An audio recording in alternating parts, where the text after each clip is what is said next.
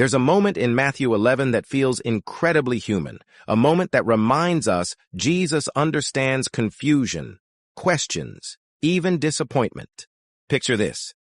John the Baptist, the bold prophet who announced Jesus' coming, is sitting in a dark prison cell. He's tired. He's hurting. He's wondering if everything he gave his life for was really worth it. So he sends a message to Jesus. A simple question, but a heavy one. Are you the one we've been waiting for? Or should we expect someone else? Can you imagine that? The same man who baptized Jesus, who heard the voice from heaven, now wrestling with doubt. And Jesus doesn't get angry. He doesn't shame him.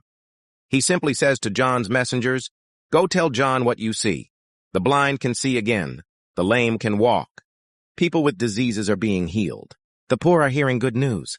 In other words, John, I'm doing everything the Messiah was promised to do. You didn't get it wrong. God is still moving, even if you can't see it from where you are. Then Jesus turns to the crowd and talks about John with respect, almost like honoring a friend who gave everything. He says John was more than a prophet, that no one born of women was greater than him. It's this soft moment where you can feel Jesus' heart. He never forgets people who stood by him, even when they struggle. But the chapter doesn't end there. Jesus starts talking about the generation around him, how they complain no matter what God sends. Too serious, too joyful, too different. It's like watching people who want change, but refuse to accept it. And then the tone shifts again.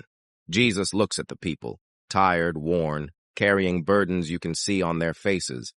The camera would zoom closer here. His voice softens. And he gives one of the most comforting invitations in the entire Bible. Come to me, all you who are weary and burdened, and I will give you rest. No conditions, no perfect behavior required. Just come, he says. My yoke is easy, and my burden is light. In today's words, you don't have to carry everything alone. Your heart wasn't made to handle the world by yourself. Let me help you. Let me teach you. Walk with me instead of trying to solve everything on your own. Matthew 11 is a chapter that starts with doubt, moves through confusion, and ends with an open-armed invitation to rest in peace. It reminds us that God doesn't push away people who struggle. He meets them where they are, in prison cells on crowded roads, in tired hearts, and says, I'm here. Come rest with me. If this story touched you, don't forget to subscribe, follow, like, and share so more people can hear Bible stories told with clarity, heart, and meaning.